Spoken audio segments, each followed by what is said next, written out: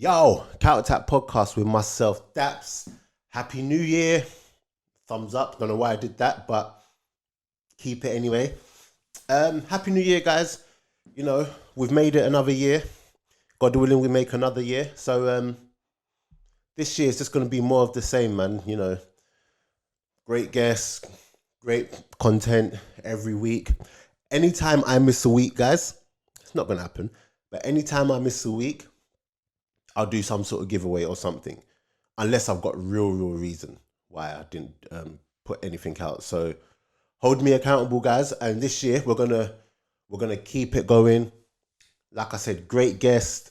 I've already got some exciting ones lined up for you. So I don't know the first one. I'm trying to think which one I should put out first this week. Obviously, you got this short here, and we're gonna get into it all, but. Yeah, first and foremost, guys, just, like, subscribe, share, all of that stuff. Make sure you check me out on Sky Sports every now and then, every other week. So this comes out today, Tuesday. It'll be Tuesday. So by this time, I would have already been on Sky Sports this morning at 7:30. But, follow me on Instagram, Twitter, everywhere, so you could just always stay informed as to when I'm going to be on. So, yeah. Now, we're going to get into it. Oh, no, and also, before we start, let me know who in the comments, because like I said, I'm going to have guests on anyway. But if you guys just let me know in the comments who you want me to get on this year, who you would like to see on the podcast, just let me know, put it in the comments, and we will make it happen. If there's anyone who you guys watch and follow who can do it, it's me. So we'll get it done, and we'll just see how we can go about doing it, man. So, and also, obviously, when it comes to the shorts, just comment what you want me to talk about. What topic should the next short be on, and we'll get that done too. So, yeah. So I had a couple tweets this week, obviously about the Lukaku stuff, and I wasn't actually expecting to come here and talk about Lukaku, because I was thinking by the time I come in, it's going to be old news and whatever, but it's just not going away. And it seems to be getting worse and worse by the day. So I decided that I'm going to have my little say on it and, just try to just explain how I see it from my point of view. First and foremost, right? What Lukaku is doing is absolutely mad. It's crazy. The reason why I say that is because I'm a big advocate of players, and I always say it on those who listen to the podcast will know. I always say it that, I would love, the players here to be as free as they are in like America, speak their mind and do all of that. But there's a limit. There comes a point where you can go too far, and Lukaku went way too far, in my opinion, because it's one thing to talk about, yes, I didn't really want to leave Inter, which is 100% fine. When you now start saying those things like telling Martinez not to come to Chelsea because I'll see you back at Inter, it's like, rah, aren't you supposed to be contracted to Chelsea? Do you know what I mean? You're basically saying, I'm getting ready to leave. I'm going to leave Chelsea and go back to Inter. It's just too honest. And,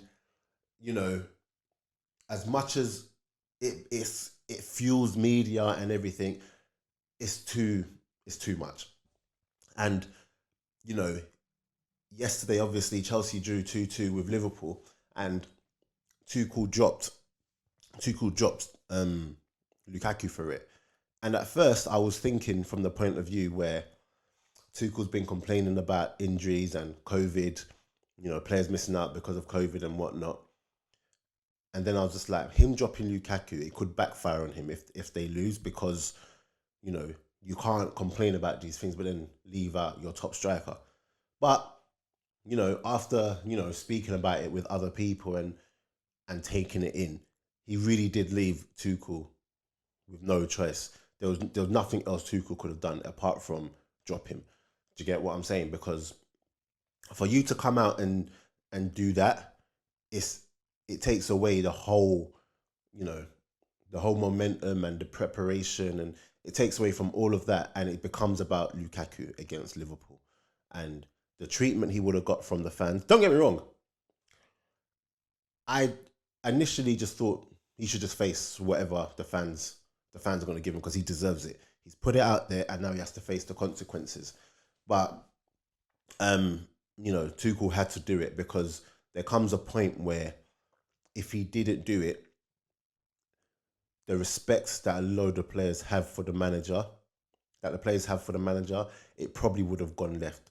Because if you can see that someone can come out and disrespect, the club, and who've bought him for near enough 100 million basically, and invested in him, and done what they've done for him.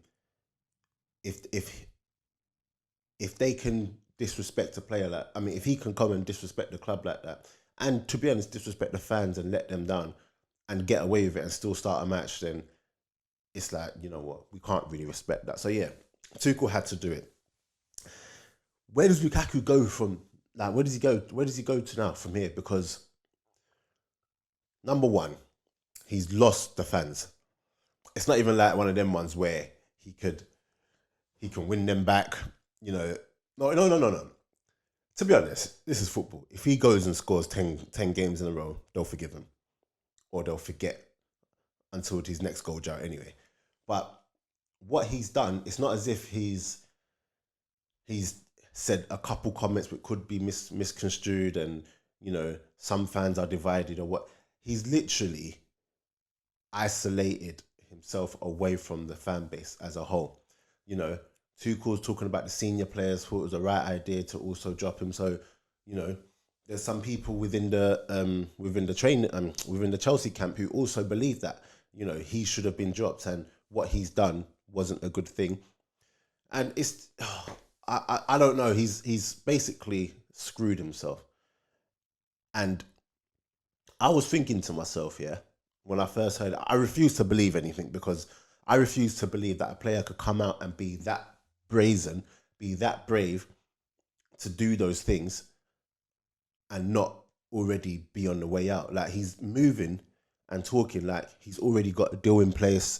He's talking like, he knows he could be heading back to in. I just didn't understand it.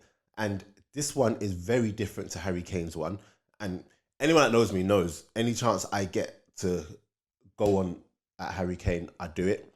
But it's very different to Harry Kane because, number one, everyone kind of knew that Harry Kane was getting ready to leave, and he was just putting himself in the best position. And he's actually been loyal to Tottenham all of these years. He could have gone sooner. He's been loyal. Yes, he spoke out, but it was also him just putting himself in the shop window where everyone kind of knew that he was getting ready to leave. What Lukaku has done is, you've just joined the team. It's not really working for you in regards to the style of play, how you thought it would work at first. And you're coming out and you're speaking out against the club just not even 6 months, or probably 6 months after you've just joined the club. And, he's also speaking bad about the club in regards to, I don't want to be here and whatever. It's just very, very different. He took it too far, and I don't know where he goes from here. But at the same time, 100 million is a lot of money to spend on a player who you're not going to play. So I expect him to be back into the team, to be back in the team fairly soon, to be totally honest. I don't see, unless they sell him back to Inter this month, which I can't see happening, I expect him to be back in the team. I don't know, what his form's going to be like. I don't know what the reception. Well, I know what the reception is going to be like. I'll be very surprised if, when he comes on, all of the Chelsea fans aren't booing him, because he has to face the music. And once again, he took it too far. So, yeah, man, guys, that's all I've got to say on the whole Lukaku thing, And I hope that this doesn't put off more players talking freely in the press. I hope it doesn't put more players off, from being who they really want to be and talking the thing. Because at the end of the day, we need it. As consumers, we need it. As fans, we need it. We just don't need them to take it all the way left like Lukaku did. So, yeah, guys, with that being said, that's my bit on Lukaku. That's all I've got to say on that. I hope you like this short. In the comments, let me know what else you want me to talk about, and I will get it done.